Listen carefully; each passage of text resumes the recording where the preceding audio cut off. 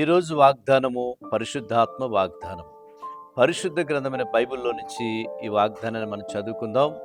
సామెతల గ్రంథం 8వ అధ్యాయం 34వ వచనం.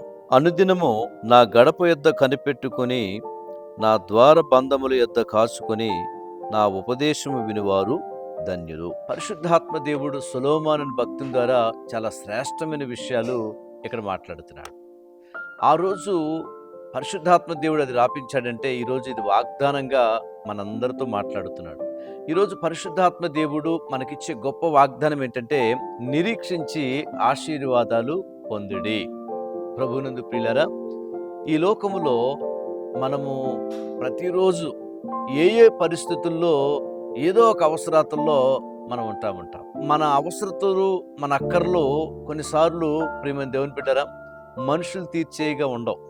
అందుకే ఎప్పుడో మాట చెప్తాం, కొన్ని మాత్రమే భూమి మీద కొన్నిటి ద్వారా జరుగుతాయి. కానీ ప్రార్థన దేవుడి ద్వారా మటుకు సమస్తమును జరుగుతాయి. ప్రార్థన చేసేవాళ్ళు అవి పొందుకుంటారు. అలాగనే నీ ప్రతి అవసరత తీర్చేది మనుషులు కాదు, దేవుడు. నిజంగా రావాలనుకుంటే మనుషుల ద్వారా తీర్చబడి దేవుడే తీర్చాలి. కాబట్టి నువ్వు దేవుని మీద ఆధారపడాలి. కాబట్టి ప్రియమైన దేవుని బిడ్డరా, ఏ పరిస్థితుల్లో అయినా సరే మనం దేవుడి మీద ఆధారపడాలని దేవుడు మాట్లాడుతున్నాడు.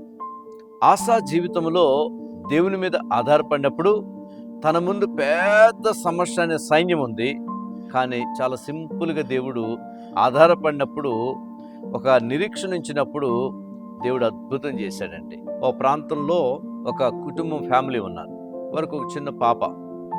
తను చిన్నప్పటి నుంచి ప్రభువులో ఎదుగుతూ ఒకరోజు యవన దశ అడుగుపెట్టి వివాహం జరిగింది. వివాహం జరగకముందు చక్కటి ప్రార్థన, విశ్వాసం, బైబిల్ చదవటం, ఉపవాస ప్రార్థన చేయటం, దేవుని సన్నిధికి వెళ్ళటం, ఇవన్నీ బాగున్నాయి.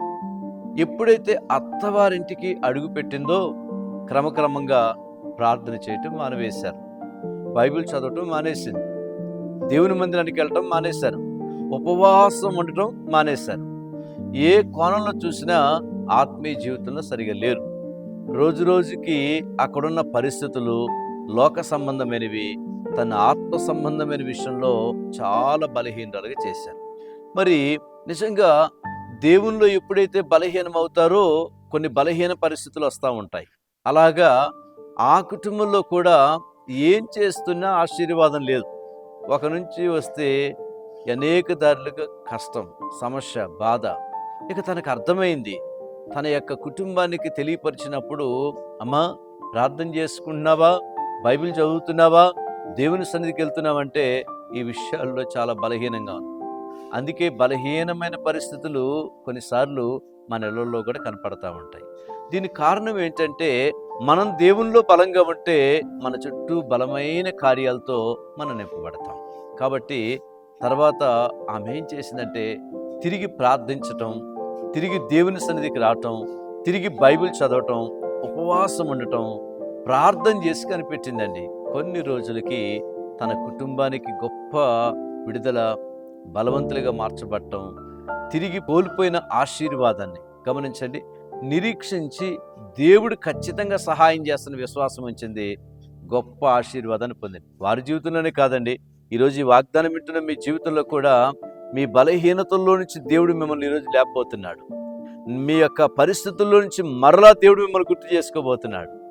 ఎంతమంది ఈరోజు బర్త్డే జరుపుకుంటున్నారో, యేసుక్రీస్తు సియోను మినిస్ట్రీ పరిచర్య ద్వారా ప్రత్యేకంగా మీకు శుభాకాంక్షలు తెలియజేస్తున్నాం. Many happy returns of the day.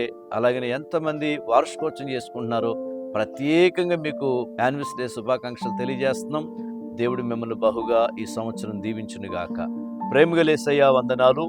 మీ దాసులుగా ప్రభువా ఈ సమయంలో మాతో మాట్లాడిన దేవా వాగ్దానం ద్వారా ఎంతమంది విన్నారో, ఎంతమంది క్లెయిమ్ చేసుకున్నారో, ఎంతమంది ప్రభువా పొందుకుంటున్నారు ప్రభువా, వారందరి జీవితంలో ఇది జరుగునుగాక. నైనా ప్రతి ఒక్కరిని, వారిని ఆశీర్వదించండి, బలహీనతలో బలాన్ని ఇవ్వండి, నీ వాగ్దానం నెరవేర్చండి.